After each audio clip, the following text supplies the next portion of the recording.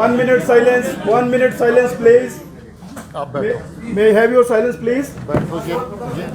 ये मीडिया है, इनको कहने से साइलेंट नहीं होते हैं, इनको आवाज़ से साइलेंट करना पड़ता है।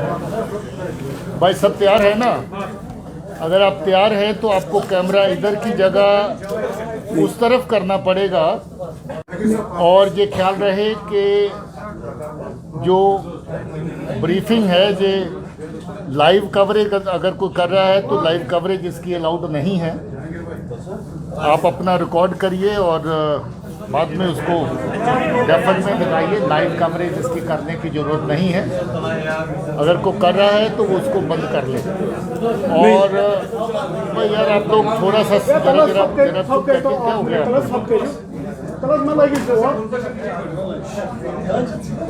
आपको बुनियादी तौर पे बता दें कि ये जो ब्रीफिंग है, हैदरपुरा का जो ऑपरेशन हुआ उसके बारे में सिट कंस्टिट्यूट करी गई थी जोनल लेवल के ऊपर, और उस सिट ने अपना जो काम किया उसमें मोटी मोटी चीज़ें जो तफ्तीश के दौरान साबित हुई, सामने आई, इस्टेब्लिश हुई, वो मीडिया के साथ शेयर करने के लिए है। सबसे पहले डीआईजी साहब जो सिट के इंचार्ज हैं आपको तफ्तीश में क्या चीज़ें सामने आई उसके बारे में ब्रीफ करेंगे। उसके बाद इससे वाबस्ता अगर कोई केस से वाबस्ता कोई आपका सवाल होगा तो वो सुन लिया जाएगा। अभी आप पीछे की तरफ देखना शुरू करें और डीआईजी साहब आपको ब्रीफ करना शुरू करेंगे। सर, लेकिन ये मीडिया आप लोग उसको जो हमारा पीपीटी है उसको रिकॉर्ड नहीं कर सकते। उसमें कुछ ऐसे डॉक्यूमेंट है, दस्तावेज है जो कोर्ट की प्रॉपर्टी है। जो भी डीवीआर का हमारे पास जो सीसीटीवी फुटेज है वो कोर्ट की प्रॉपर्टी है। हमें आईओ कॉपी मिली हुई है, तो ये अगर आप उसको रिकॉर्ड करेंगे तो फिर मैं उसको दिखा नहीं पाऊंगा। आप लोग देखें, अपना कैमरा इधर रखें, आप लोग देखें, उसके बाद में आपके सारे सवालों का जवाब मैं दूंगा एक एक करके। वो स्क्रीन को रिकॉर्ड नहीं करना। नहीं तो नहीं, अब उसमें आप शुरू करिए। अब ये तफ्तीश का पार्ट है। आप लोग उधर, आप लोग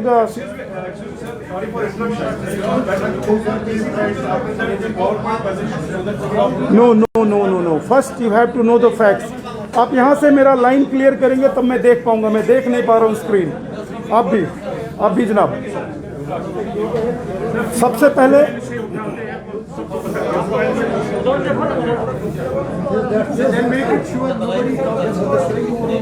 आप लोग जो भी मीडिया भाई जो मोबाइल से इसको कवर कर रहे हैं, प्लीज स्टॉप इट। आपके सवालों का जवाब देने के लिए मैं बैठा हूं, हमारी टीम बैठी हुई है। आप लोग कन्विंस करने के लिए पीपीटी दिखाया जा रहा है तो उधर पीपीटी देखें, आप उधर उसको देखिए ना, उसको चलिए। आपके समझ के लिए, आपको समझाने कन्विंस करने के उसको देखें। आप भाई साहब आप अपना मोबाइल प्लीज ऑफ कर लेंगे। आपको ब्लू जैकेट आप ही को मैं बोल रहा हूँ। जी अपना ऊपर की तरफ कर लें, उसको रख दो। हाँ तो सर नेक्स्ट स्लाइड, पहला स्लाइड हमारे पीपीटी का पहला स्लाइड आपके सामने है। आप सामने फर्स्ट स्लाइड। सबसे पहले एज पर द डॉकेट हमारे पास जो आर्मी की डॉकेट आई, 2RR आर्मी की डॉकेट आई, उसके मुताबिक एक एनकाउंटर 15/11/2021 को हैदरपुरा के उस बिल्डिंग में वहाँ पे हुआ, और उस एनकाउंटर में सीआरपीएफ की क्यूएटी, हमारी श्रीनगर पुलिस की एसओजी और आर्मी 2RR की पार्टी उसमें शामिल हुई प्रॉपर तरीके से। और इनिशियली उस इन्वेस्टिगेशन को एसडीपीओ सदर ने कैरी आउट किया जब तक कि हमारा फिर से 16 को एक एसआईटी नहीं बन गया। नेक्स्ट पे जाएं। 16 को एक एसआईटी कंस्टिट्यूट किया जाता है आईजी सर के थ्रू इसके फ्री एंड फेयर इन्वेस्टिगेशन के लिए। वो ऑर्डर की कॉपी आपके रेफरेंस के लिए लाया हूं, आप प्लीज दिखाइए। इस ऑर्डर की कॉपी के तहत एसआईटी बनाई जाती है और एसआईटी इस केस को टेक ओवर करती है। नेक्स्ट, एसआईटी जब इस केस को टेक ओवर करती है उसके बाद सबसे पहले जो उस समय तक जो हमारे पास जो सीज्ड आइटम्स थे उसको हम लोगों ने लिया। लिंक में दिखाएं वो सीज्ड आइटम्स क्या थे। 2 पिस्टल्स, और 4 मैगजीन्स, उसके अलावा बाकी बुलेट्स और तमाम चीज़ें, ये इनिशियल जो साइट से मिली थी ये हमने सीज किया। नेक्स्ट, साइट की इंस्पेक्शन के लिए मैं खुद अपनी टीम के साथ गया। मैं आपको दिखाना चाहता हूँ कुछ वीडियोस जो आपके साइट इंस्पेक्शन हुआ उसको सीन ऑफ क्राइम क्रिएट करने के लिए, सीन ऑफ ऑकरेंस क्रिएट करने के लिए। आप दिखाएं प्लीज, लिंक को दिखाया जाए। साइट इंस्पेक्शन, ये वो बिल्डिंग है क्वेश्चंस में जो आप लोग जाकर देख चुके हैं। ये हैदरपुरा की तरफ जाता है सर्विस रूट और दूसरी तरफ बेमिना की तरफ जाता है। ये बीच में ये बिल्डिंग है। फर्स्ट फ्लोर पे 5 दुकानें हैं, ग्राउंड फ्लोर पे 5 दुकानें हैं। फर्स्ट फ्लोर पे जहाँ पे हमारी जो जानकारी थी कि फर्स्ट फ्लोर पे सिक्योरिटी फोर्सेस को जानकारी मिली थी कि एक एफटी और एक लोकल वहाँ पे लोकल टेररिस्ट उस बिल्डिंग में रहते हैं। ये हाईवे के बैंग ऑन हाईवे है ये बिल्डिंग। दूसरा वीडियो जहाँ पे बॉडी मिली, फॉरेन टेररिस्ट की बॉडी जिस लोकेशन पे मिली, ये लोकेशन में लाइन ग्राफ उसका बना रहा था। एग्जैक्ट जिसको मैंने भी सर्किल में रखा है वो उसके सर के पास से जो बुलेट पास हुई थी, पीछे से उसकी एंट्री वुंड थी, वो वहाँ पे गिरी। अभी तक मैं हालांकि 2-3 दिन बाद गया लेकिन वहाँ पे ब्लड स्टेन क्लियर थे। नेक्स्ट, ये इनसाइड की बिल्डिंग के हैं जहाँ पे एंट्री पॉइंट पे 2 बॉडीज मिले थे। आप प्लीज लिंक दिखाएं, आपको देखना जरूरी है कि बॉडी किस तरीके से वहाँ पे मिली हुई थी। ये 2 बॉडीज हैं। जो गेट के नजदीक बॉडी है वो है लोकल टेररिस्ट आमिर का, और जो सीढ़ियों के पास बॉडी दिख रहा है वो है बिल्डिंग ऑनर अल्ताफ भट्ट साहब का। नेक्स्ट, साइट इंस्पेक्शन के बाद नेक्स्ट वाली स्लाइड पे आप आ जाए। साइट इंस्पेक्शन के बाद उस पूरे बिल्डिंग का लेआउट प्लान बनाया गया। लेआउट प्लान दिखाएं। अगर आप ऐसे देखना चाहें, ये बिल्डिंग की गेट आप जो मेन बिल्डिंग देख रहे हैं, ग्रीन उसकी एंट्री गेट है और वो रेड से ह्यूमन बॉडी दिखाया जा रहा है। वो तकरीबन 82-83 फीट वहां से दूर, यानी कि जो एफटी था वो बिल्डिंग से 83 फीट तक उन्होंने कवर, वो उस समय फायरिंग करते हुए और भाग वहां तक निकलने में कामयाब रहा जब सिक्योरिटी फोर्सेस ने उसको रिटेलिएट किया। नेक्स्ट, ये फर्स्ट जो एंट्री ग्राउंड फ्लोर पे ही जो अभी आपने 2 बॉडीज देखी थी, ये बॉडी जहां पे कर्सर है ये बॉडी अल्ताफ भट्ट की है, और हमारे दूसरी बॉडी लोकल टेररिस्ट जो आमिर मागरे है उसकी बॉडी यहाँ पे दिख रही है। उसके बाद वो जीना है, उस जीने से सीढ़ी से ऊपर की तरफ फर्स्ट फ्लोर पे कोई भी जा सकता है बिल्डिंग में जिसको जाना है। नेक्स्ट, फर्स्ट फ्लोर का लेआउट आपके सामने है। फर्स्ट फ्लोर के लेआउट पे पहले आते ही जब सीढ़ियों से चढ़ने में 2 टॉयलेट आते हैं, टॉयलेट 1 टॉयलेट 2 दिखाया गया है। उससे सटा हुआ एक रूम है, यहाँ पे आईटी सॉल्यूशंस की एक दुकान है। उसके अलावा जो बगल का रूम है, ये कमरा अल्ताफ भट्ट साहब का कमरा था जो उस पर बंद रखते थे, उसमें अपने कुछ हार्डवेयर की चीज़ें अपनी उसको लॉक्ड रखते थे। उसके बाद का जो कमरा है, ये कमरा, इस कमरे को उन्होंने डॉक्टर मुदस्सिर गुल को दिया हुआ था, लेकिन इस कमरे में कुछ अभी कंस्ट्रक्शन एक्टिविटी चल रही थी। उन्हीं के किसी पार्टनर ने अपना कोई नया बिजनेस शुरू किया हुआ था। उसके बाद के कमरे में जिसमें आप देख रहे हैं सोफे लगे हुए, वो डॉक्टर मुदस्सिर गुल का अपना चैम्बर था जहां पे बैठते थे, उनका ऑफिस था। और उसी चैम्बर में एक छोटा सा चैम्बर और था जिसमें आमिर रहता था। और इनिशियली जब हम लोगों को फुटेज वगैरह जहाँ पे मिला है उसमें ये बिल्डिंग, ये जो आमिर मागरे का कैमरा, आमिर मागरे का जो रूम है, इसी रूम में एफटी को हमने सीसीटीवी फुटेज में देखा। उसके बाद सबसे साइड में एक कैमरा है, ये कॉल सेंटर यहाँ पे पाया गया। फुटेज में क्लियर कॉल सेंटर दिखता है और इसमें 6 सेट जो केबिन्स बने हुए थे जहाँ पे हम लोगों ने फिर आगे तफ्तीश उसके बाद शुरू की। नेक्स्ट, इसके बाद जब सीढ़ी से आप ऊपर जाते हैं तो एक एटीक है, एटीक में एक हॉल है, उसकी लंबाई चौड़ाई वगैरह हमने किया हुआ है, शॉर्ट में मैं बताऊं। उस एटीक के बीच में जो बॉडी दिख रही है वो डॉक्टर मुदस्सिर गुल की बॉडी वहां पे मिली। और उस एटीक के दोनों तरफ कुछ एक बड़ा कमरा बना हुआ था जिसमें बहुत सारे सामान, कपड़े और रहने का उसमें इंतजाम था। बाकी जो 3-4 चैम्बर्स थे उसमें कुछ पुराने सामान पड़े हुए थे, इवन एटीक में भी पुराने सामान पड़े हुए थे। नेक्स्ट, उसके बाद हमने जो लोकेशन से DVR, phone, SIMs, arms, ammunition सब एफएसएल, कोई न्यू दिल्ली, किसी को चंडीगढ़ और किसी को श्रीनगर भेजा गया उसके फर्दर एनालिसिस के लिए। और जब वहाँ से हमें आईओ कॉपी मिली, आपके सामने मैं शेयर कर रहा हूँ। इस बीच थोड़ा सा देर ज़रूर लगा, मैं ये दिखाना चाहता हूँ। ये दिल्ली से जो हमारे पास आईओ कॉपी रिटर्न की गई है उसके बेस पे मैं आपके सामने मुखातिब हूँ, और इसको लेने में हमें वेट करना पड़ा। अदरवाइज अगर हमारे पास पहले आता मैं शायद आपसे पहले भी मुखातिब होता। नेक्स्ट। उसके बाद पोस्टमार्टम रिपोर्ट की कॉपी भी मैं आपके सामने इसमें लिंक पे मैंने रखा हुआ है, जो आपके लिए मैं दिखाऊंगा आगे। नेक्स्ट आ जाए। ये तमाम विटनेसेस और एविडेंसेस करने के बाद हम लोग कुछ अहम विटनेसेस को भी ढूंढ पाए जो उस पूरे वाकये के चश्मदीद गवाह थे। साथ ही साथ कुछ लिंकेजेस हमें बांडीपुरा तक ले गई, और बांडीपुरा में भी कई हमारे विटनेसेस मिले जिन्होंने इस केस पे अहम प्रकाश सुराग डाला, उसको बताया। लेकिन पहले मैं शुरू करता हूं श्रीनगर में हमारे पास कौन कौन से विटनेसेस थे। सबसे पहले 14 नवंबर को शाम कोई 6 बजे का वक्त होगा जब हमारे जोनल एसपी के पीएसओज पे एक अटैक हुआ। उस अटैक में जो हमारे जवान जिसको गोली लगी और वो बच गए, और उसके साथ जो उसका साथी था जिसने उस एफटी को यानी फॉरेन टेररिस्ट को बड़ी क्लोज देखा था, उन्होंने सबसे पहले आइडेंटिफाई किया कि हैदरपुरा में जो मारा गया है वही वो फॉरेन टेररिस्ट था जिसने उसको टारगेट किया। क्लियरली उसने मैजिस्ट्रेट के सामने आइडेंटिफाई किया।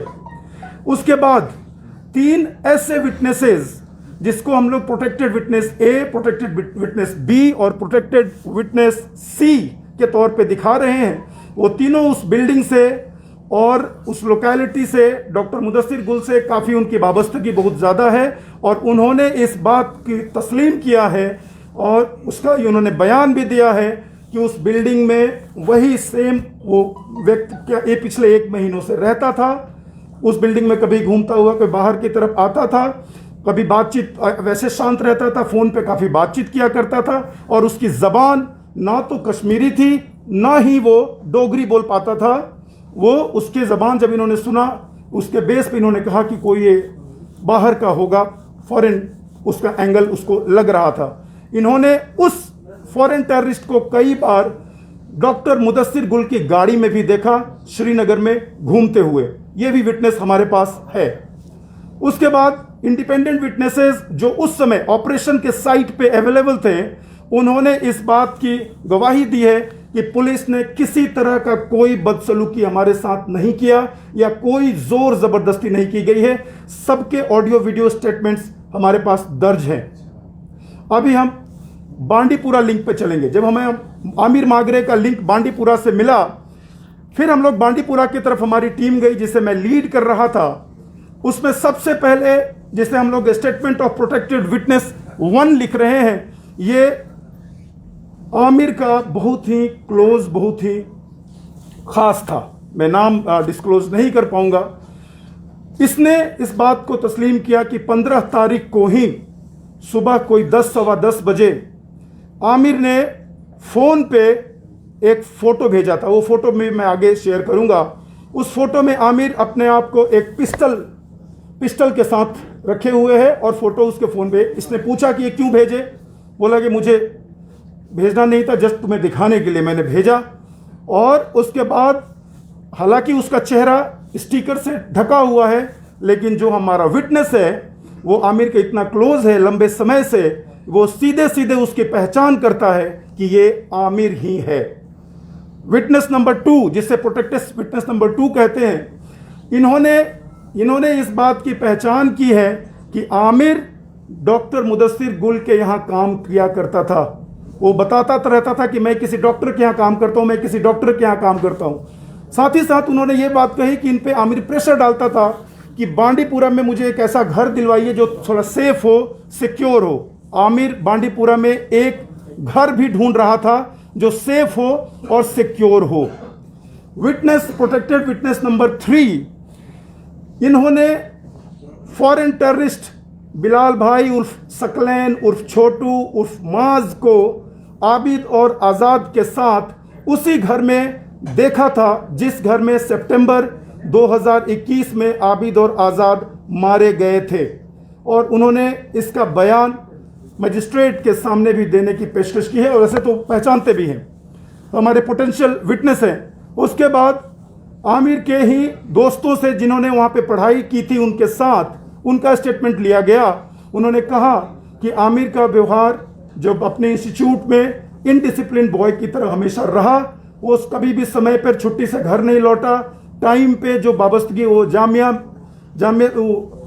रहीमिया दारुल उल रहीमिया जो देवबंद का एक स्कूल है वहाँ पे पढ़ाई किया करता था, वो आलिमियत की डिग्री लेने गया था। वहाँ के उसके दोस्तों ने आमिर के व्यवहार में काफ़ी चेंज और वो थोड़ा सा केयरलेस जैसा लड़का होने की रिपोर्ट की। उनके टीचर से हमारी बात हुई, टीचर ने बताया कि हमेशा आमिर से उनकी लड़ाई होती रहती थी, झगड़ा। उनको कभी बोलते थे कि तुम उठो टाइम पे, नमाज चेक, कुछ ऐसी चीज़ें, उसको वो मानता नहीं था। इवन कि 2018 में एग्ज़ाम देने के बाद उसने डिग्री लेना भी नहीं समझा कि आके डिग्री ले, और बिना बताए इंस्टीट्यूट से 2018 से आमिर गायब था। दोस्त ने एक बात और बहुत अच्छी बताई कि आमिर जब पहले रहता था तो वो सिगरेट विगरेट कुछ ऐसा नहीं पीता था फिर भी, लेकिन इस साल वो मिला 2-3 महीना पहले तो उसके व्यवहार में काफ़ी चेंज आ गया था। सिगरेट विगरेट खूब पीना शुरू कर दिया था और कुछ बहुत बड़ी बड़ी बातें करता था, गाड़ी खरीदना है तो घर बनाना है, इस तरह की बातें किया करता था। तो उनके सारे दस्तावेज जो वहाँ पे पड़े हुए थे वो SIT ने वहाँ से लिया। एक चीज़ और अहम यहाँ पे पता चली कि आमिर बांडीपुरा और श्रीनगर के बीच फ्रिक्वेंट आता जाता रहता था, जो उसके CDR से भी क्लियर होता है। साथ ही साथ ये भी बात पता चली कि आमिर गुरेज भी जाता था। गुरेज वो रूट है जहाँ से हमारी बहुत सारी वहाँ पे एंट्री जो इन्फिल्ट्रेशन हुआ करता है। आमिर सूमो के साथ अपनी एक टीम के साथ गुरेज 2 बार विजिट किया है। अभी तक तो SIT को ये जानकारी मिली है। नेक्स्ट, अब इसके बाद जो हम DVR की कुछ CCTV फुटेज जिन्होंने हमें FSL से रिटर्न होने के बाद मुझे मिला है और जो मैं थोड़ा बहुत आपके साथ शेयर कर सकता हूं, हालांकि फुटेज का कवरेज बहुत ज़्यादा, डाटा बहुत हाई है, फिर भी जो इंपॉर्टेंट है मैं आपके सामने रखना चाहता हूं। सबसे पहले ऑपरेशनल, ये सबसे पहले हम नीचे दिखाएंगे, पहले उससे पहले जाइए। 14 नवंबर को जब आमिर लौटता है, 14 नवंबर को जमाल हट्टा में अटैक करने के बाद वो टेररिस्ट जब हैदरपुरा की बिल्डिंग में लौटता है, पहले वो फुटेज आप दिखाइए। आप लोग देखना चाहेंगे इस वीडियो फुटेज में 2-3 बार इसको दिखाइएगा। आप नीचे देखेंगे जहां पे AC का वो कंप्रेसर दिख रहा है, वहां पे 2 लोग वहां से एंट्री करते दिखाई देंगे 6:36 पे। आप फिर से जाइए, 6:36 पे जमाल हट्टा पे अटैक होने के बाद, जमाल हट्टा अटैक के बाद जो उनकी एंट्री को दिखाइए। आप पीछे जाइए अरशद साहब। जमाल हट्टा पे अटैक के बाद जो उनकी एंट्री होती है बिल्डिंग में, यहां पे आप देखेंगे ये एक वाइट, उसके बगल में एक और आदमी चल रहा है, नीचे ये दोनों एंट्री होती है। नेक्स्ट वीडियो दिखाएं। उसके तुरंत बाद आप टाइमलाइन में आप देखेंगे ये आमिर है जो आगे आता है रूम में, उसका पिट्ठू बैग लेकर अंदर जाता है और ये सारे वेरीफाइड हैं, एक एक चेहरे विटनेसेस ने वेरीफाई किया है। और अभी इस दरवाजे पे आपको दिखेगा उनकी, हमारी FT की एंट्री दिखेगी।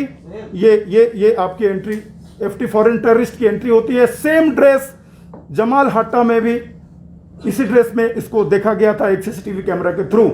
तो ये बिल्डिंग और ये चैम्बर जो आपके सामने है, ये डॉक्टर मुदस्सिर गुल का चैम्बर है और आमिर उसमें रहता था साइड में।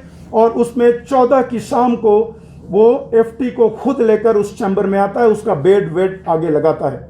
अब इसी रात को 11:30 बजे वाले फुटेज में आपको दिखाऊंगा। नेक्स्ट, इसी बिल्डिंग में रात को तकरीबन 11:30 बजे आप, ये 23:11 DVR के मुताबिक 23:11 की टाइमिंग है। आप देखेंगे कि FT उठता है और कुछ देर के लिए वॉशरूम, मेरे ख्याल से वॉशरूम जा रहा है, लेकिन वॉशरूम से थोड़ी देर के लिए लौटेगा और कमर से कोई चीज़ निकाल कर रखता है। उसको 2-3 बार दिखाएं आपको पता चलेगा कि कमर से कोई मेटालिक चीज़ देख ये। और जब हमने उसको स्टिल किया तो उसके हाथ में प्रॉपर पिस्टल दिखती है जिसे वो ग्राउंड पर रखता है, यानी कि 14 तारीख को वो पिस्टल के साथ आमिर के साथ उस बिल्डिंग में मौजूद था। नेक्स्ट, ऑपरेशनल प्रोसीजर की मैं दिखाना चाहूंगा आपको। आप सब लोग डेफिनेटली कैमरे को पलट कर उसको कवर कर रहे हैं, लेकिन ये आप टाइमिंग देख रहे होंगे 5:01 पे वहाँ पे आर्मी की गाड़ी रुकती है और वो प्लेस है जहाँ पे पुलिस की भी एक गाड़ी आपको दिखती है। उस पूरे बिल्डिंग को 5 बजे तक हम लोग कॉर्डन, नज़दीक से कॉर्डन करना स्टार्ट कर दिए थे। पुलिस पार्टी वहाँ पे सर्च करने के बाद आमिर को पहली बार उसी पॉइंट पे जो 5 बजे भी हम देख रहे थे, आमिर निकलने की कोशिश करता है और फिर उस थोड़ी देर वेरीफाई करने के बाद उसको हम लोग वो क्लासिक हॉस्पिटल की तरफ जाना चाहता था, तो उसको वहाँ से चूंकि आमिर की पहचान हमारे पास नहीं थी तो अलाउ भी किया गया था उसको। फिर बाद में बाकी सारे लोगों को इसी बिल्डिंग से निकाल के और बगल वाले उस आप देख रहे होंगे पुलिस की जो पार्टी है बाकी लोगों को निकाल के और वहाँ पे ले जाती है, एक जगह रखती है और पहला सर्च पुलिस पार्टी अपनी ओर से, एसएचओ की ओर से पहली पार्टी इसमें जाती है। नेक्स्ट दिखाएं, आप देखेंगे इसमें पुलिस की टीम जाती है ये सर्च करने। ये पूरी टीम अंदर बिल्डिंग में जाती है, सर्च करती है। 5:29 का टाइम है। 2 बार टीम गई है, एक पुलिस एसएचओ के और उनके कुछ लोगों के अंडर गई है, दूसरा एसओजी और आर्मी की टीम भी 2 बार उस बिल्डिंग को सर्च की। नेक्स्ट, नहीं इसको थोड़ा सा अगर और दिखाएंगे आप, हाँ कोई भी ह्यूमन शील्ड वाला पोर्शन दिखाएं आप। कोई तकरीबन 6 बजे के करीब में जब आमिर को फाइनल उसका जो गेट बंद था, उन्होंने कहा कि 2 दरवाजे बंद हैं ऊपर के कमरों के, तो आमिर सर्च करके टॉर्च लिया हुआ जो पर्सन लौटता है ये आमिर है। ये बिल्डिंग से टॉर्च लिए हुए सर्च करके लौटता है। इसके पास अपना फ़ोन नहीं था, इसका फ़ोन टेररिस्ट की बॉडी से मिला है। बार बार कहने पे भी बोल रहा था कि मेरा फ़ोन उन्हीं 2 कमरे में बंद है। जब पूछा गया कि 2 कमरा किन का है, डॉक्टर मुदस्सिर गुल और जो आप अल्ताफ़ साहब थे उन्होंने वॉलंटियर किया कि ये कमरा मेरा है, उसमें कुछ नहीं है, मैं खोल के दिखाता हूँ। ये 3 आदमी आपको बिल्डिंग के अंदर जाते हुए दिखेंगे और इनका फुटेज ये आप देखिए। डॉक्टर मुदस्सिर गुल अपने चैम्बर में आते हैं, ये देखते हैं इन्हीं के कमरे में जो सीसीटीवी फुटेज है उनसे, और फिर ये बगल के अपने इसमें भी जाते हैं, कॉल सेंटर में भी जाते हैं। इनके साथ अल्ताफ़ भट्ट साहब हैं और ये तकरीबन आप यहाँ पे अगर करीब देखेंगे डॉक्टर मुदस्सिर गुल के चेहरे पे एक चश्मा भी है, ग्लास भी है, ये एक ग्लास पहने हुए हैं। कोई 6:25 पे ये बिल्डिंग से बाहर निकल जाते हैं, वहाँ से दरवाज़ा बंद हो जाता है और वो लास्ट फुटेज है उसके 10 मिनट बाद ऑप्स हुआ है, जो कि आगे फिर उस पर प्रकाश डाला जाएगा। हमें सीसीटीवी फुटेज से आप 6:36 पे ध्यान दीजिएगा। ये जब एनकाउंटर ब्रेकआउट होता है उस लोकेशन से एक पर्सन भागता हुआ दिखेगा, वो फॉरेन टेररिस्ट बिलाल भाई है, जो एक ह्यूमन शील्ड बनाकर पहले तो वहां पे दरवाजे पर आया और वहां से अटैक करता हुआ, फायरिंग करता हुआ बाहर की तरफ भागा। जो आगे जो आप फायरिंग देख रहे हैं वहां पे लाइट्स उठती, वहां जाकर मारा जाता है। एग्जैक्ट वो प्लेस जो मैंने पहले आपको दिखाया था। नेक्स्ट, इसके अलावा हमें वहां उस बिल्डिंग के सर्च से दूसरे भी क्लू और बहुत सारे मटेरियल मिले हैं, मैं आगे शेयर करूंगा। Next, dog. बाद में जब ये 3 पहला इंसिडेंट फायरिंग का हुआ, उसके कुछ देर बाद डॉक्टर मुदस्सिर गुल वापस नहीं आए। पूरे बिल्डिंग को सर्च किया गया डॉग माउंटेड कैमरा के थ्रू। कुछ विजुअल्स मैं आपको दिखाना चाहता हूं जो डॉग माउंटेड कैमरा के थ्रू पूरे बिल्डिंग को सर्च किया गया। ये डॉग माउंटेड कैमरे से पहले हमने पूरी बिल्डिंग को सर्च किया और उसके बाद नेक्स्ट दिखाइए, मुदस्सिर गुल की बॉडी एटीक में सबसे ऊपर जहां पे फोर्सेस ने कोई एक फायर भी नहीं किया, ये उनकी बॉडी दिख रही है। जहां फोर्सेस ने एक फायर भी नहीं किया, गया भी नहीं, और हम लोग गए भी नहीं, उस लोकेशन पे इनकी बॉडी मिलती है और उनके इर्द गिर्द 9mm पिस्टल के खोखे मिलते हैं। ये वो लोकेशन है डॉग के कैमरे। उस पर टाइम भी आप देखेंगे, टाइम प्रिंट भी है, डॉग के कैमरे का भी टाइम प्रिंट है। नेक्स्ट,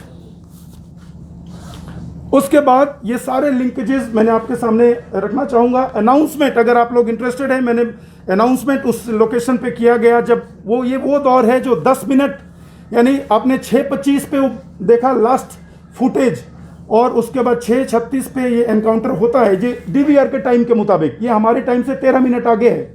उस बीच में अनाउंसमेंट भी किया गया कि भाई क्या बात है, 10 मिनट लग गया, वो नीचे नहीं आ रहे हैं। और उसके बाद हमारी सर्च पार्टी इंटर करने जैसे ही दरवाजे पे पहुंची है, उधर से फायर शुरू हुआ है। नेक्स्ट, रिकवरी ऑफ ड्रग्स एटीक से, ये आप देखिए कोडीन सीधे क्लियर लिखा हुआ है, कोडीन, और इसके कोडीन की 8-10 बॉटल्स मिली है। रिपोर्ट ये है कि उस बिल्डिंग में कोडीन के बॉटल्स लाए जाते थे और एफटीज जो भी कोई अंजाम वारदात को अंजाम देते हैं उससे पहले इन बॉटल्स को कंज्यूम करते हैं। तो इस बिल्डिंग में जहां पे कोई क्लिनिक नहीं है, सिर्फ रियल एस्टेट का काम चल रहा है, वहां पे कोडीन की बॉटल्स क्यों थी?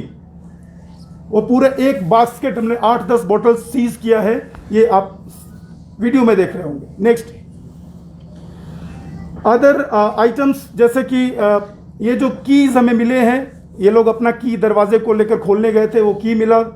दूसरा, आप ये पूरा जो उसकी आप देखेंगे, इसको जरा गौर से देखें, रोके, ये रात को सर्च हो रहा है। हाफ ईटन फूड वहां पे रखा हुआ था। एटीक में जो घर है जिसको बिल्डिंग में फॉरेन टेररिस्ट हाइड आउट के तौर पे इस्तेमाल किया करता था, जो सिक्योरिटी फोर्सेस को भी इस बात की जानकारी नहीं थी।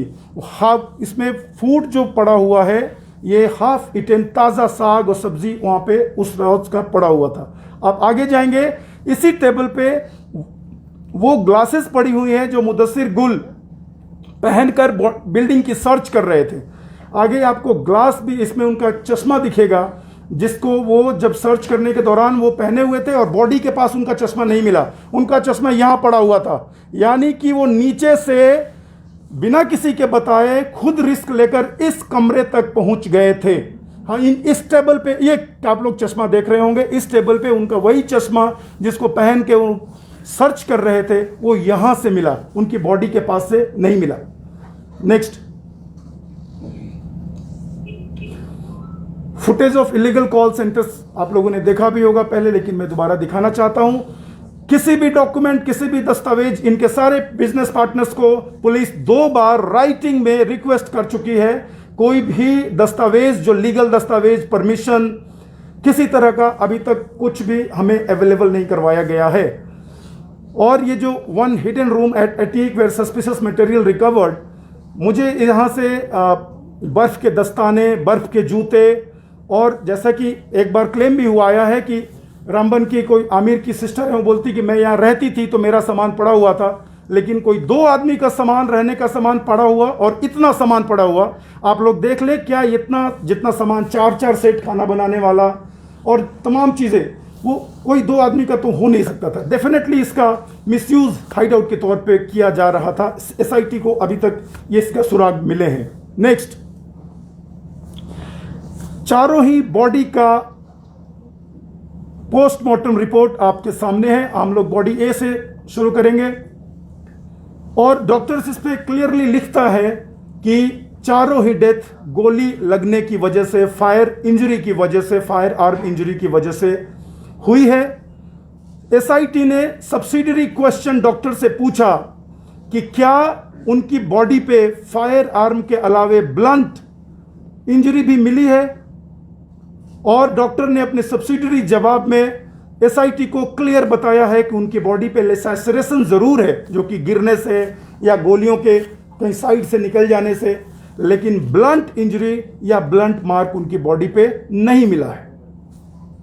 नेक्स्ट, चारों ही रिपोर्ट ऐसा ही, चारों बॉडी का रिपोर्ट है।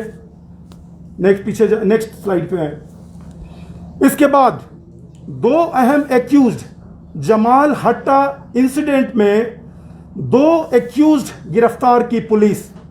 एक्यूज नंबर 1, एक्यूज नंबर 2, ये दोनों नाम डिस्क्लोज नहीं किए जा रहे हैं सिक्योरिटी की वजह से।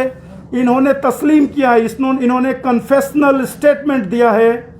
सोशल मीडिया पे टेलीग्राम के जरिए पाकिस्तानी लिंक से इनको गाइड किया गया, एक पाकिस्तानी टेररिस्ट को श्रीनगर में रोक रहने की और उनको श्रीनगर में जगह जगह घुमाने की, और उसको जो भी ज़रूरत का सामान हो उन्हें प्रोवाइड कराने की, और श्रीनगर में जिस लोकेशन पे ये जाना चाहे वहाँ पे छोड़ने की। और इन्होंने इस बात को भी तस्लीम किया है कि जमाल हट्टा में भी शाम को ये वही टेररिस्ट को लेकर, फॉरेन टेररिस्ट को लेकर गए थे, और इन्होंने आइडेंटिफाई किया ये वही फॉरेन टेररिस्ट है जो हैदरपुरा एनकाउंटर में मारा गया था। हमने वो स्कूटी भी बरामद किया है जिस स्कूटी से वो जमाल हट्टा तक उसको लेकर गए थे या उसको रिसीव करते थे, घुमाते थे। ये रूट है। आप इस रूट का ओरिजिनेशन, आप पहले ओरिजिनेशन पे जाएं। अरशद साहब, इस ओरिजिनेशन पॉइंट पे जो हाँ कर्सर पॉइंट, ये वही पॉइंट है, एग्जैक्ट एनकाउंटर साइट के अपोजिट है ये पॉइंट। यानी कि टेररिस्ट को उन्होंने वहां पे रिसीव किया और अपनी स्कूटी से इस लोकेशन पे उन्होंने घुमाया, और डिफरेंट रूट्स हैं, बाकी सारे रूट्स शेयर करें, दिखाएं डिफरेंट रूट्स जो उन्होंने पॉइंट टू पॉइंट जाकर मैजिस्ट्रेट के सामने तस्लीम किया, दिखाया। मैं इस लोकेशन से यहाँ पे लाया, यहाँ से यहाँ पे लाया, घंटा घर ले गया, उनको जैकेट खरीदवाया। तो तमाम रूट्स हमने फिर उसको क्लियर करके इन्वेस्टिगेशन के लिए सामने रखा है। नेक्स्ट नेक्स्ट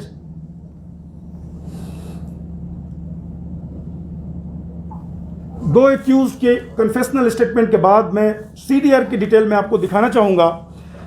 सबसे पहले तो पहला जो सीडीआर जो जमाल हट्टा में एफटी की बॉडी से एक डोंगल मिला था, उस डोंगल का लोकेशन जमाल हट्टा में आता है। आप लिंक पे जाएं, शॉर्ट में मैं आपको, आप देखेंगे वो इसकी पूरी, आप जमाल हट्टा लिखा भी हुआ है, जमाल हट्टा सफ़ा कदल का इलाका, 14 नवंबर, लैटिट्यूड और लॉन्गिट्यूड भी हमारे सामने है। नेक्स्ट,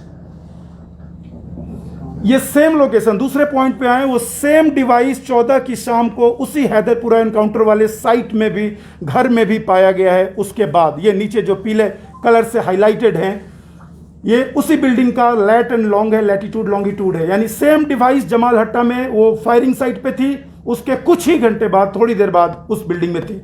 नेक्स्ट, और वही डिवाइस इनकी बॉडी से मिला, फॉरेन टेररिस्ट की बॉडी से मिला, आमिर का फोन भी फॉरेन टेररिस्ट की बॉडी से मिला। इट प्रूव्स, ये अपने आप में ये जो प्रूव करता है, ये आप सब लोग समझ सकते हैं। Next, it shows the location of travelling route, travelling route का भी लोकेशन हमारे पास है। सिक्योरिटी की वजह से मैं आपको अभी मैं वो शेयर, पहले जो हमारे जो दूसरे प्रोटेक्टेड विटनेसेस थे वो मैंने पहले शेयर कर दिया है। कुछ और रूट्स हैं जो मैं अदालत के साथ शेयर करूंगा। उसके बाद ये आमिर का एक लिंक मैं शेयर करना चाहता हूं, इसके सीडीआर का जो हमने एनालिसिस किया, लिंक पे जाएं आप। इनका, अगर ये डॉक्टर के यहाँ काम करता था तो ये इतने फ्रीक्वेंट विजिट्स, ये 18 को, ये 18, 19, 20, 15, आप देखेंगे इसका फ्रीक्वेंट विजिट आता है बांडीपुरा श्रीनगर, बांडीपुरा श्रीनगर, बीच में बारामूला भी जाता है। ये फ्रीक्वेंटली मूव कर रहा है।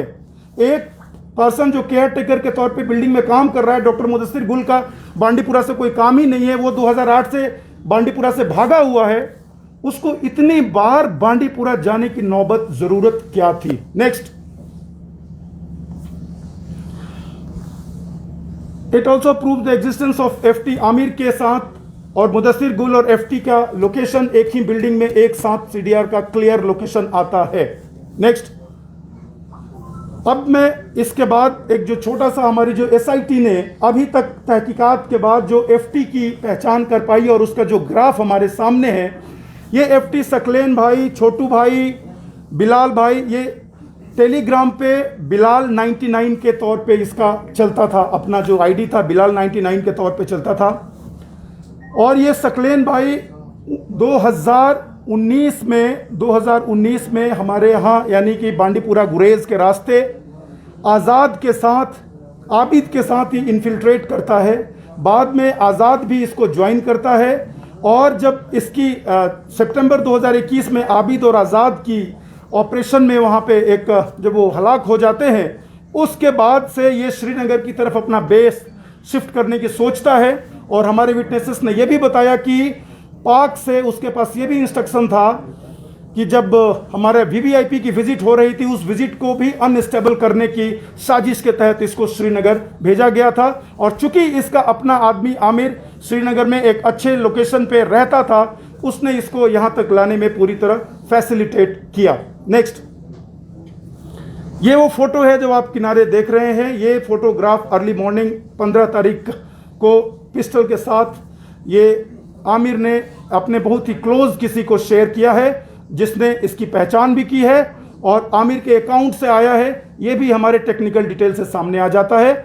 आमिर 2018 से गायब रहा, बीच में अभी सहारनपुर की तरफ भी जाने की, देवबंद की एक बहुत बड़ी वहाँ पे शाखा है, वहाँ भी जाने की इसने बात की थी और बात आ रही है। साथ ही साथ गुरेज जाने की बात आ रही है।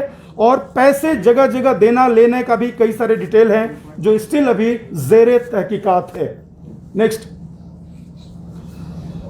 चीजें जो हमारी अभी इन्वेस्टिगेशन के अंडर में है, जो भी आगे करना है, अभी ballistic forensic science report Chandigarh से हम लोग अवेटेड हैं, अभी आएगा। कुछ और फोन्स जो हमने बांडीपुरा से सीज किया है वो एफएसएल के लिए गया हुआ है, उसकी रिपोर्ट्स आनी है। बैंक्स डिटेल्स सारी रिपोर्ट अभी आनी है, और उसके अलावे चंद कुछ और अहम हमारे पास सुराग है, विटनेसेस है, जिनका स्टेटमेंट हमारे सामने और इकबालिया बयान भी आने वाला है। Next, that is all from my side. House is open for your questions one by one. I just want to ask you about the mention about Altaf Ahmed Bhatt, the building owner is the innocent as well. मैंने file करके आया था कैसे हाँ, Is Altaf Ahmed Bhatt, you have not uttered a word about him. Is he innocent? Is he innocent? या sir पहला ही question Altaf Ahmad Bhatt के बारे में पहला क्वेश्चन आया है।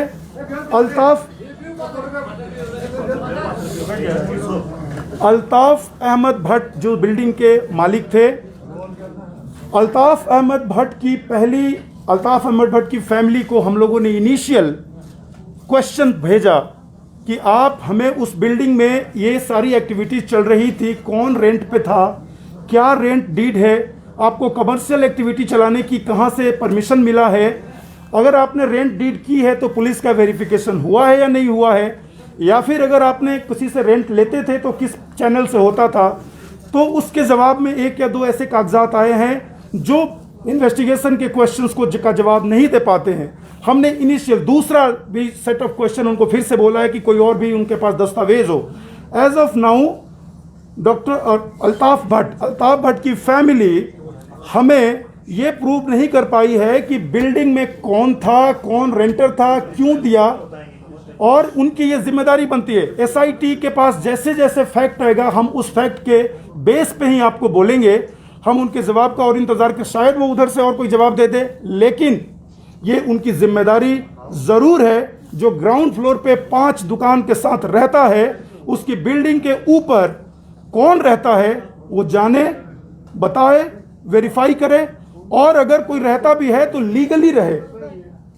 ये तो चीजें अभी एसआईटी के सामने है जो मैं आपके सामने शेयर करता हूं। जी जी जी, बहुत बढ़िया। आपने एक वीडियो देखा जिसमें वो 5 बजे आर्मी की जो व्हीकल लगी है, फिर पुलिस की व्हीकल आती है। इनिशियली हमारे पास आमिर का फोटो नहीं था, हमारे पास एक फॉरेन टेररिस्ट, लोकल टेररिस्ट ये इनपुट था जो उस बिल्डिंग में फर्स्ट फ्लोर पे रहते हैं। इनिशियली ये हमारे पास जो सिक्योरिटी फोर्सेस ने या फिर जिनके पास गई थी जानकारी, उनको ये इंटेलिजेंस बताई गई थी। उस दौरान 5 बजे आमिर जब नीचे उतरता है और आर्मी की एक पार्टी उसको रोकती है, वो वहां बैठ जाता है, उससे उसका फोन मांगा जाता है, फोन उसके पास नहीं था। आर्मी की उस टीम का कहना है कि मुझे ऐसे भी शक गया कि ऐसा कैसे पॉसिबल है कि फोन उसके पास नहीं है, तो उसने उनको वहां पे बिठा लिया। लेकिन चूंकि वहां पे जब पुलिस की टीम आती है तो उसी बिल्डिंग के डॉक्टर मुदस्सिर गुल के पार्टनर में से जो हमारे एक विटनेस भी है वो वहां पे पहुंचते हैं। वो इस बात का वो बयान भी देते हैं, हाँ सर मैं पहुंचा, मैंने कहा कि अरे ये तो मैं पहचानता हूं, ये तो डॉक्टर मुदस्सिर गुल के साथ काम करता है और ये पानी वानी ले जाता है, इसका कोई ऐसा नहीं है, वो मेरी गारंटी है, आप इसको जहां जा रहा है जाने दीजिए। उनकी गारंटी पे और एसएचओ की पहचान पे उनको कुछ देर के लिए छोड़ा जाता है।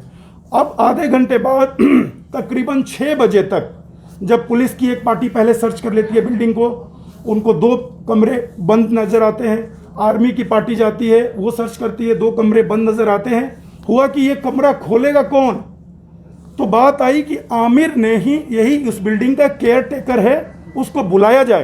तो जिन हजरत के कहने पे उनको छोड़ा गया था वो वहीं पे थे, जो साइड में पब्लिक को रखा गया था। उन्होंने कहा कि मैं बुलाता हूं। वो जाकर क्लासिक हॉस्पिटल में जिस जगह पे जिस लोकेशन पे बैठा था या इनके कोई जो नोन के साथ वो बैठा हुआ था उसको उन्होंने कॉल किया, अगर तुम्हारे पास आमिर है तो उसको वापस भेजो। उन्होंने वापस भेज दिया। इस प्रकार फिर आमिर दोबारा वापस आता है और ये कहा जाता है कि तब तक हमारे पास आमिर की फोटो भी थी और तब तक हमारी जानकारी भी थी। हम लोगों ने उनसे फ़ोन मांगा, वो बोलता है कि मेरा फ़ोन बिल्डिंग के अंदर है। बिल्डिंग के अंदर है, फिर उससे पूछा जाता है क्या बिल्डिंग में और कुछ है, वो पूरी तरह इस बात को बोलता है कि सर बिल्डिंग में कुछ नहीं है तो फोन दो। फिर जो बिल्डिंग के मालिक है डॉक्टर मुदस्सिर गुल वहां भी थे, उनसे भी पूछा जाता है बिल्डिंग में कोई है, रेंट पे जिन्होंने रखा हुआ था। अल्ताफ साहब से पूछा जाता है, सब ने कहा बिल्डिंग में कोई नहीं है। आमिर को बोला गया फिर जाओ अपना फोन लेकर आओ। आमिर की अपनी बिल्डिंग में जाकर रूम में सर्च करते हुए वीडियो फुटेज भी है जो अभी इसमें शेयर नहीं किया गया है। उस सर्च करता है और दोबारा बिना फोन लिए वापस नीचे आता है। सिक्योरिटी फोर्सेस को बताता है कि हमारा फोन हो सकता है उन 2 कमरों में बंद हो जिन 2 कमरों में ताले लगे हैं। सिक्योरिटी फोर्सेस का कहना है कि इसके इस बयान पे हमने असरटेन किया कि ये किन के कमरे हैं। एक आईटी सॉल्यूशन का कमरा आता है, आईटी सॉल्यूशन करके एक लैपटॉप बनाने वाली कंपनी है, और एक बिल्डिंग ऑनर का कमरा है, उसमें अल्ताफ भट्ट साहब का कमरा है। तो सबसे पहले आईटी सॉल्यूशन वाले कहा जाता है कि तुम्हें इस बिल्डिंग में कहीं कोई सस्पिशियस कुछ ऐसा दिखता है, वो बोलता है कि नहीं। तो एज पर प्रोटोकॉल ये हमेशा जहां भी ऑपरेशन होता है, ये सिक्योरिटी फोर्सेस अगर बिल्डिंग में कोई भी सस्पिशियस एलिमेंट है, घर का पर्सन उसको डिक्लेयर करता है कि हाँ सर अंदर बिल्डिंग में सस्पिशियस एलिमेंट है। अगर नहीं डिक्लेयर करता है उसको दिखाना है। तो आईटी सॉल्यूशन ने पहले ऑफर किया कि सर मैं खोल के दिखा देता हूं। पहला बिल्डिंग में आईटी सॉल्यूशन वाला जाता है, अपना रूम खोलता है, दिखाता है, वापस आता है। लेकिन अभी भी डॉक्टर साहब ये मुदस्सिर गुल अल्ताफ भट्ट साहब का कमरा बंद था, वो चाबी उनके पास, ताला उनके पास था। और जो दूसरा, हालांकि उसमें ताला नहीं लगा हुआ था, डॉक्टर मुदस्सिर गुल के चैम्बर का, और दूसरा ये जो आपका कॉल सेंटर है। लेकिन डॉक्टर साहब ने यानी डॉक्टर मुदस्सिर गुल ने बिल्डिंग मालिक के कहने पे वो वॉलंटियर किए, जब कुछ है ही नहीं सर तो मुझे दिखाने में क्या है। तो ये आमिर की कहानी थी।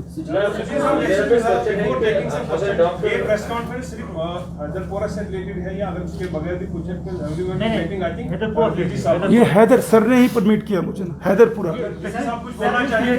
फायरिंग का कैसे अल्ताफ को ईमेल से बुला के आमिर और पाकिस्तानी आ रहे थे, बताइए। बिल्कुल, मैं इंसिडेंट को आगे क्लियर कंटिन्यू करूं प्लीज। मेरा क्वेश्चन है कि अगर डॉक्टर को मारा गया, मेरे केस उसके जो फैमिली है वो दूसरे दिन भी उनको सफर करना पड़ा, जबकि पुलिस के पास ऑलरेडी इंफॉर्मेशन थी कि डॉक्टर गुल मारा गया है एनकाउंटर में।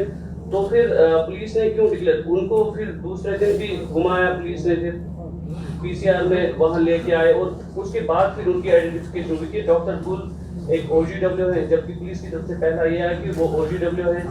तो ये इसमें इतना टाइम क्यों लगा? अगर वो पहले से पुलिस ने ये अल्ताफ साहब की बॉडी के साथ उनको लिया गया था, तो पुलिस को इतना कंफर्म करने के लिए क्यों लगा कि उसमें डॉक्टर गुल भी मारा गया है या नहीं? सबसे पहले जब एनकाउंटर ब्रेकआउट होता है एज पर डीवीआर टाइमिंग 6:36 और कोई 1 से 1.5 मिनट तक गोली चलती है। उसके बाद 3 बॉडी 1 घंटे के बाद, 1.5 घंटे के बाद सर्च के बाद 3 बॉडी रिट्रीव करके पीसीआर भेज दी जाती है। लेकिन डॉक्टर मुदस्सिर गुल की बॉडी नहीं मिल पाती है। डॉक्टर मुदस्सिर गुल की बॉडी को असरटेन करने के लिए पहले बिल्डिंग को हम लोगों ने डॉग माउंटेड कैमरा से एक बार सर्च करवाया, और उसी डॉग माउंटेड कैमरा से पता चलता है कि उनकी बॉडी एथिक पे पड़ी हुई है, जिस लोकेशन पे ना तो अभी सिक्योरिटी फोर्सेस गई थी, ना हमारी फायरिंग वहाँ पे एक भी बुलेट की फायर, AK का कोई फायर ऐसा वहाँ पे गया नहीं था। तो उस बॉडी को नीचे लाने में, रिट्रीव करने में तकरीबन हमारे पास रात के 12 बज गए थे। उसके बाद फिर सर्च करके उसको वापस भेजा गया। इसकी वजह से डॉक्टर मुदस्सिर गुल की बॉडी को पीसीआर में भेजने में 2-3 घंटे का समय लग गया। लेकिन अगर आपका ये क्वेश्चन है कि बाद में उनको OGW हमने बताया, ये हमारा क्वेश्चन ये SIT के सामने कुछ फैक्ट्स हैं जो मैंने आपके सामने रखा है। ये वही चैम्बर है जो डॉक्टर मुदस्सिर गुल का चैम्बर है जिसमें वो बैठते हैं। उस चैम्बर में फॉरेन टेररिस्ट एक लोकल टेररिस्ट के साथ रहता है। तो उसको आप ही बताइए, जो वर्ड देना चाहेंगे वही है। हम सिर्फ सबूत आपके सामने रखते हैं कि उन्हीं के चैम्बर में वो फॉरेन टेररिस्ट पिस्टल के साथ पाया गया। सर कंक्लूजन एक चाहिए, जो डॉक्टर मुदस्सिर अल्ताफ और ये डॉक्टर मुदस्सिर अल्ताफ आमिर जी। ये मरे कैसे, क्योंकि अभी तक तो ये समझ में नहीं आ रहा कि ये कैसे। एग्जैक्ट मैं वहां से जब आपकी क्वेश्चंस का जवाब दे रहा था, मैं वहां से एक बार फिर से शुरू करता हूं। जो डीवीआर हमारे पास अवेलेबल है, सीसीटीवी फुटेज, उस फुटेज और मौके पे जो चश्मदीद और सिक्योरिटी फोर्सेस के जो बयान हैं, उसके बेस पे सबसे पहले 6 बजे के आसपास आमिर को भेजा गया कि भाई अपने रूम से अपना फ़ोन लेकर वापस आ जाओ, ये पूछकर कि कोई है तो पहले बताओ। उसने बिल्कुल ही प्लीडेड इनोसेंस, कोई नहीं है, अगर है भी तो मुझे पता नहीं है, और सर इस बिल्डिंग में मैंने तो अभी तक मैं रहता हूं, मैंने किसी को देखा नहीं।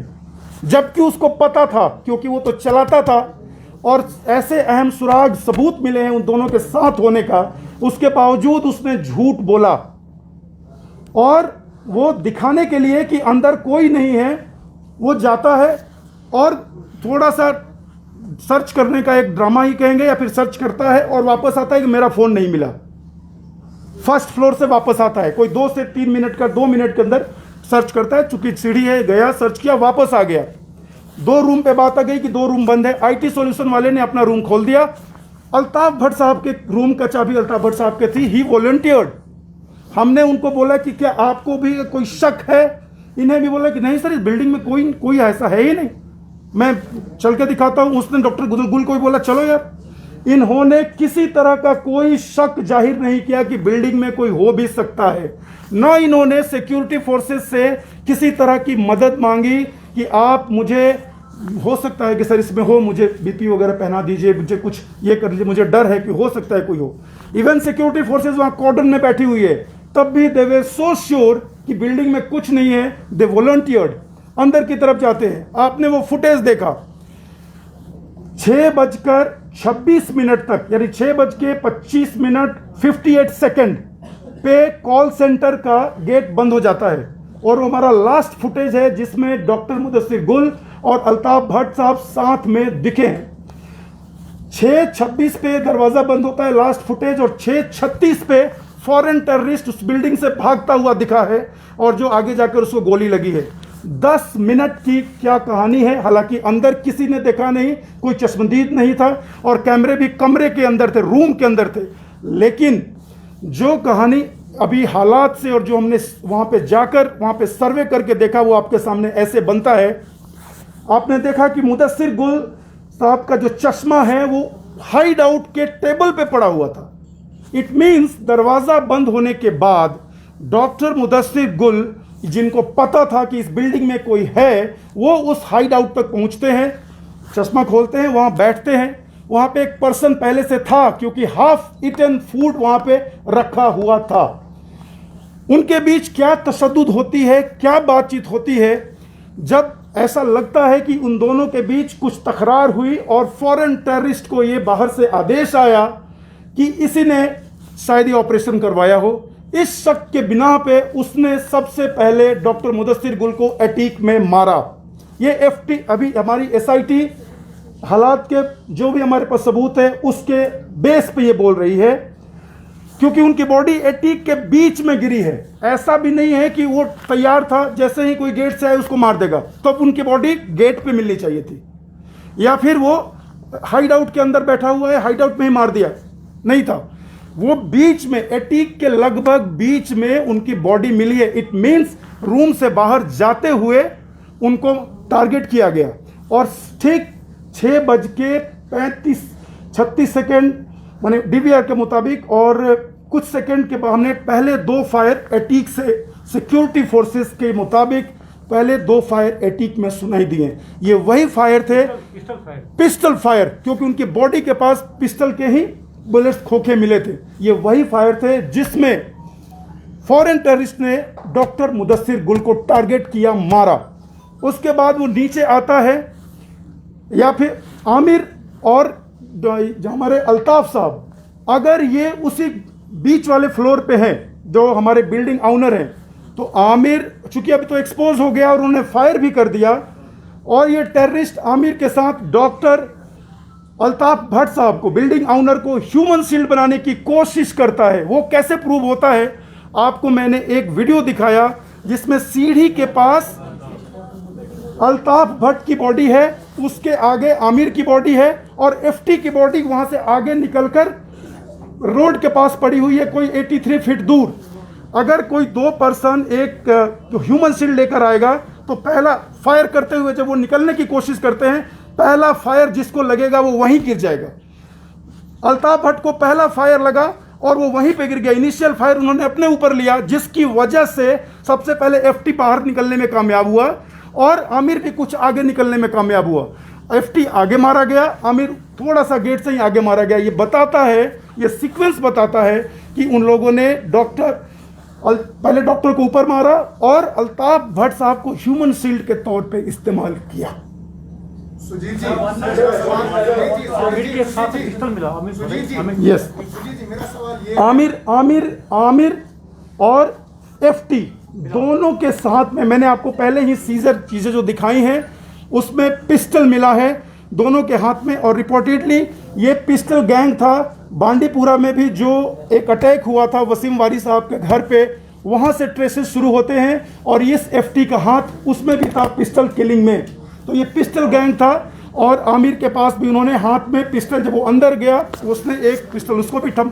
ये हम लोग एसआईटी अभी तक ये इमेजिन कर पा रही है। प्लीज, आपका ये मानना है कि जो अल्ताफ और बाकी जो लोग आमिर और मुदस्सिर जो है वो मिलिटेंट की गोली से मारे? जी। तो आपको ये बताएं कि जब पुलिस आपको ये पता कर, नहीं, फिर से बोले, अल्ताफ, मुदस्सिर और आमिर मिलिटेंट की गोली से। आप कह रहे हैं ना? डॉक्टर मुदस्सिर गुल, जिसको अटीक पे मिलिटेंट ने ही, फॉरेन टेररिस्ट ने टारगेट किया और लाइन में जब नीचे वो लोग आते हैं फायर करते हुए एंट्री पे, डॉक्टर ये अल्ताफ भट्ट को अपना शील्ड बनाते हुए इनकी मौत क्रॉस फायरिंग में हुई है। पहली बात मुझे ये बताएं, जब आपको ये पता है कि मिलिटेंट जो है वो अंदर है, जी, ठीक है? आपको लग रहा है कि नहीं, पता नहीं, हम लोग SOP जो है अच्छा, वो follow सुनने दो करते हैं, सर, जिसमें क्वेश्चन आप लेते हैं। सिविलियंस को जो है वो अलाउ करते हैं अंदर जाने के लिए, बनिस्बत कि आपकी ये है कि आप कह रहे हैं कि वो वॉलंटियरली जो है वो ऊपर चले गए। क्या कोई रिटन बॉन्ड है कि उन्होंने वॉलंटियरली जो है आपको? बिल्कुल, आपने जो क्वेश्चन पूछा, नहीं पहले इसका आप सबको जवाब मिलेगा। सर, आप बोल रहे हैं कि आमिर को क्लासिक हॉस्पिटल से वापस बुलाया गया, तब तक ये क्लियर हो चुका था कि आमिर भी मैं इनका जवाब दूं, फिर आपका क्वेश्चन जवाब दूंगा। मेरा नेक्स्ट सवाल ये भी है, अगर आपको ये पता था कि आमिर जो है वो मिलिटेंट है, ठीक है, आपने उन्हें अरेस्ट क्यों नहीं किया? बिल्कुल, ठीक है, क्या ये किलिंग जस्टिफाइड है? बिल्कुल। आप कह रहे हैं कि ठीक है, अगर क्रॉस फायरिंग में भी मारा गया, आप कैसे इसको जस्टिफाई कर रहे हैं? बिल्कुल, मैं एसआईटी किसी चीज को जस्टिफाई करने के लिए बनाई नहीं गई है। एसआईटी बनाई गई है, जो गलत है उसको गलत कहा जाए, चाहे वो किसी के पार्ट पे गलत हो, और जो सही है उसे सही कहा जाए, चाहे वो कितना भी छुपा करना कोई पेश करने की कोशिश करे। यहाँ पे मैं आपको क्लियर कर दूं, सिक्योरिटी फोर्सेस को ये बिल्कुल खबर नहीं है कि वो उस बिल्डिंग में मिलिटेंट है। अगर ये हमें पता होता तो हम उनके घर वालों से, मकान मालिक से, ऑनर से, सिक्योरिटी फोर्सेस क्यों पूछती कि आप बताओ इसमें बिल्डिंग में कोई है कि नहीं है। एटीक की तो कोई जानकारी ही नहीं थी। बिल्डिंग प्लान में सिक्योरिटी फोर्सेस का कहना है, जो स्टेटमेंट्स मेरे पास आए हैं उसमें यह कहना है कि फर्स्ट फ्लोर के एक चैम्बर की खबर थी। तो अगर हमें पता ही होता या हाउस ओनर ये बता ही देता सिक्योरिटी फोर्सेस को कि सर इसमें है, तो डेफिनेटली कोई भी किसी को अंदर भेजने की जरूरत नहीं थी। हमें बिल्कुल चाहे सिक्योरिटी फोर्सेस को ये खबर नहीं थी जनाब। नेक्स्ट आपने क्वेश्चन पूछा। मेरा सवाल ये है, याजी साहब जी, government has also ordered a magisterial probe. जी, Will this SIT probe or the revelations you made circumvent this magisterial probe? Number one. Number two, you are heading this operation. So is it prudent that you were made a head of the SIT as well? मैं operation नजीर साहब, district magistrate ने inquiry complete करके 4 दिन पहले government को submit कर दिया है। गवर्नमेंट ऑफ JNK UT ने डिस्ट्रिक्ट मजिस्ट्रेट को लेटर लिखा है, ऑनरेबल कोर्ट को ये सबमिट किया जाए। गवर्नमेंट को रिपोर्ट और मिल चुका है। गवर्नमेंट ने एक्शन लेके डायरेक्शन दिया DC को, कल ही दे चुका है कि कोर्ट में सबमिट किया जाए। पूरा उसका प्रोसेस कंप्लीट हो गया, फिर हम लोग आपके साथ आए हैं। Mr. Sujit, I have a couple of questions. एक क्वेश्चन नज़ीर साहब ने कहा कि आप ऑपरेशन को हेड कर रहे थे, तो उसको ये बिल्कुल ही आपको जिसने भी बताया है कि ऑपरेशन को हेड कर रहे थे, तो आपको एसआईटी इंचार्ज बता दिया गया है। मैं पूरे मीडिया फैटर्निटी को बताऊंगा कि ऑपरेशन को हेड वही करता है जो जिसका कॉर्डन होता है, जो मौके पे होता है। मौके पे 3 टीम थी, 2 RR की टीम थी, वैली QAT CRPF थी और हमारी श्रीनगर पुलिस की SOG कंपोनेंट थी। और वहाँ पे जो सीनियर ऑफिसर होता है वो वहाँ पे उसको हेड करता है, ना कि कोई DIG और सीनियर रैंक ऑफिसर। ऐसा पॉसिबल नहीं है। बहुत शुक्रिया, आपने बताया। 2 चीजें आपने बताई। आपने इसके पोस्टमार्टम के बारे में बताया कि जी। पोस्टमार्टम की रिपोर्ट ये है। पहली बात जो इलीगल है, जो आपने समझा है, क्या रात को पोस्टमार्टम करना कानूनी इज इट अलाउड, क्योंकि वो रात को दफनाए गए।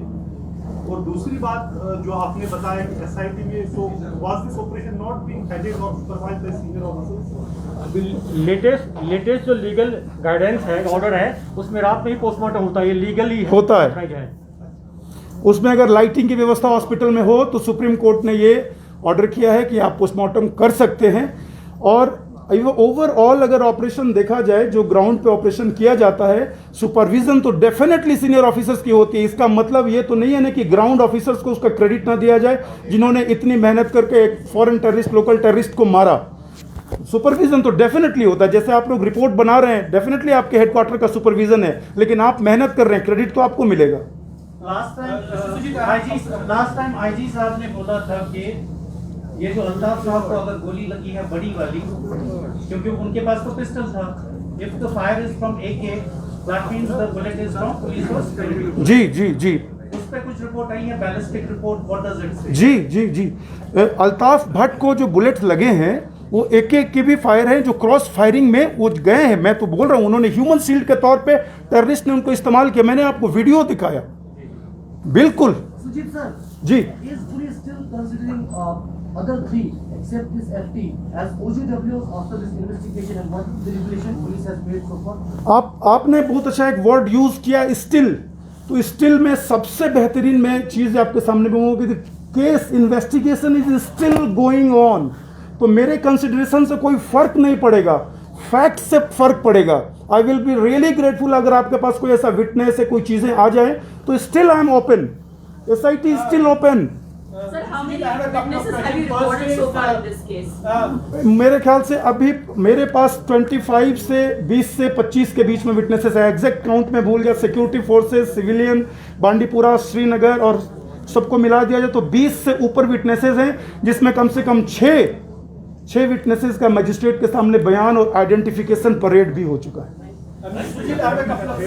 जी प्लीज सुनने दीजिए प्लीज सुनने दीजिए।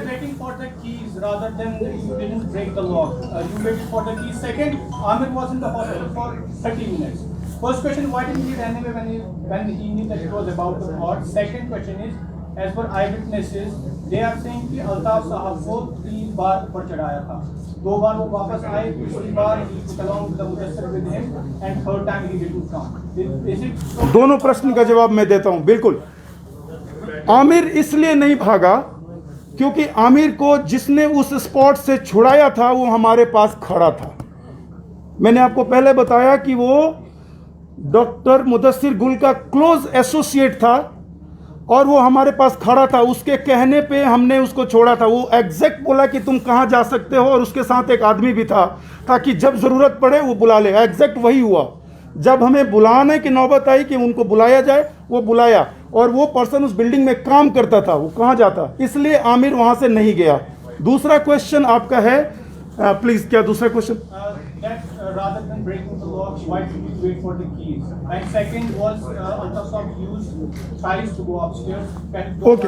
ओके, अल्ताफ साहब, मैंने भी ये बहुत सारी रिपोर्ट्स सुनी कि अल्ताफ साहब को 3 बार ले जाया गया, लेकिन माय फेलो जर्नलिस्ट, ये जो CCTV फुटेज जितनी बार मैंने देखी या जितनी बार अदालत इस फुटेज को देखेगी, कहीं भी अल्ताफ साहब को 3 बार ले जाना इस फुटेज में नहीं आता है।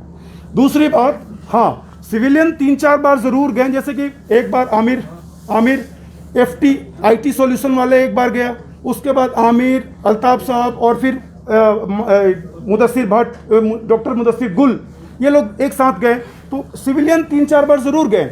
और आप लोग इस बात को ज़रूर सोचिएगा कि सारे सिविलियन को हम लोगों ने एक शेड में, एक साइड बुलेट के पास एक बड़ा सा हॉल था, वो अंदर रखा हुआ था।